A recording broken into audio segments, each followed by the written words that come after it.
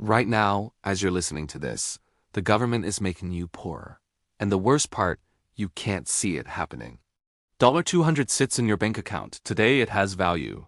But 6 months from now, that seeing $200 won't buy what it does today. Why? Because someone somewhere just got rich at your expense. This is the Cantillon Effect. And once you understand it, you'll never look at money the same way again. Most people think inflation is just something that happens like the weather, random, unpredictable, fair. But it's not fair, it's rigged. And the rigging happens in a very specific order that determines who gets wealthy and who gets left behind. Today, we're breaking down the hidden mechanism that's been widening the wealth gap since 1755 and why bankers have understood the secret for centuries while you probably haven't. Before we explain the mechanism, let's travel back to 1755. An Irish-French economist named Richard Cantillon was trying to solve a puzzle that most people never even asked. When governments print new money, who benefits first? What he discovered was so profound that it explains almost every major economic crisis in modern history. It explains why the rich got richer after the 2008 financial collapse, while average families lost their homes. It explains why your savings are worth less every year while the stock market reaches all-time highs. It explains why you're working harder but falling further behind. Cantillon figured it out 3 centuries ago. His answer: the people closest to the money printer always win. Everyone else, they lose. But the thing that's crazy is this mechanism has gotten more powerful, not less. With digital money and quantitative easing, it's never been easier for those at the top to access new money first. Imagine a printing press in the Federal Reserve building. It's 2020, the pandemic hits. Fear spreads faster than the virus. The central bank makes a decision. We need to inject trillions of dollars into the economy, but here's the thing. That money doesn't just appear in everyone's bank account equally. It never does. The newly printed money flows directly into the banking system. JP Morgan, Goldman Sachs, Bank of America, they get access first. Now at this moment, prices haven't changed yet. A house still costs $300,000. A car still costs $30,000. But these banks now have freshly printed trillions sitting in their accounts. They do what any rational actor would do. They invest before prices rise. They buy real estate. They buy companies, buy assets. They know prices are about to explode, so they lock in today's prices before the rush. Then, and this is critical, the money slowly trickles down. The banks lend to hedge funds. Hedge funds invest in startups. Some money flows to corporations for stock buybacks. Corporate executive stock options become worth 40% more overnight without anyone producing anything of value. Money flows to real estate investors who buy apartment buildings at $2 million. 3 months later, they're worth $2.8 million. Meanwhile, you at your job. You're doing the same work. Your salary is the same, but you're arriving late to the party. By the time new money reaches workers and savers, if it reaches them at all, prices have already soared. The money in your savings account has less purchasing power. Your salary buys less stuff. Your rent goes up 15%. Your grocery bill jumps 20%.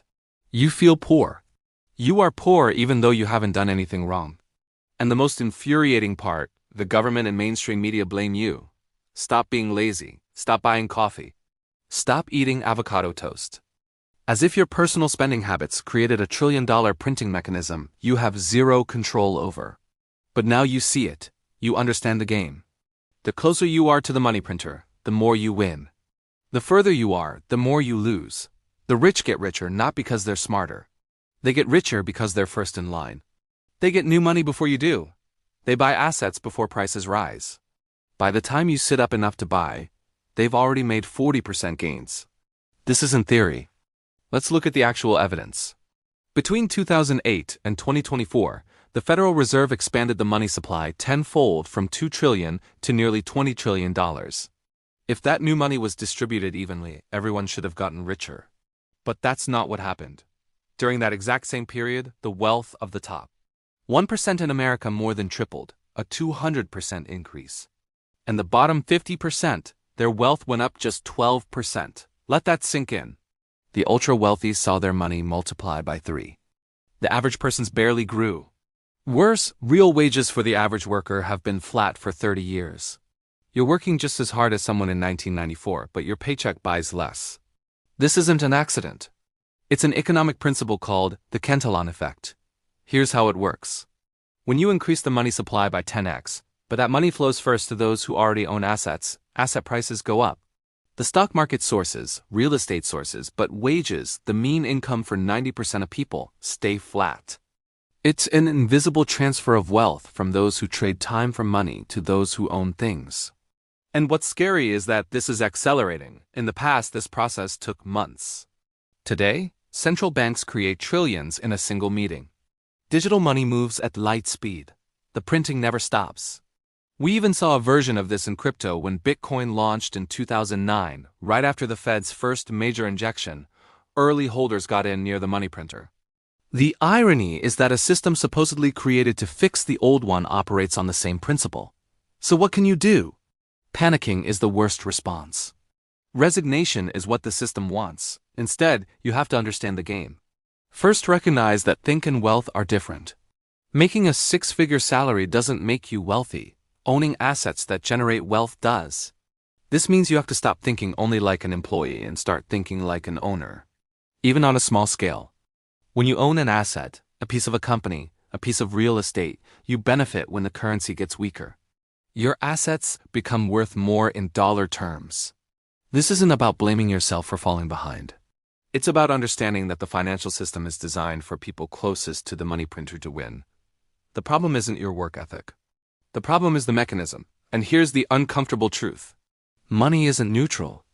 It is a mechanism for transferring wealth from those furthest from the money printer to those closest to it. Every time the government prints money, every time there's an emergency injection, wealth is redistributed and it almost always flows upward. While you're waiting for the system to change, the system is changing your reality. Your purchasing power declines. Your ability to afford a home diminishes. Your savings depreciate. The Cantillon Effect is real. It's been real for 270 years. And now that you know how it works, you have a choice. You can ignore it and hope things work out. Or you can actually understand how money works and make decisions that protect you. That's the real education. They don't teach in schools. If you're starting to see the hidden architecture of wealth, then you need to understand the deeper mechanics of how money and power really work. That's what we're building here on this channel. Every single week, we break down the behavioral finance concepts, the psychological tricks, and the system mechanics that the wealthy already know, but that they never teach anyone else. Hit subscribe so you don't miss the next layer. Thanks for watching. I'll see you in the next one.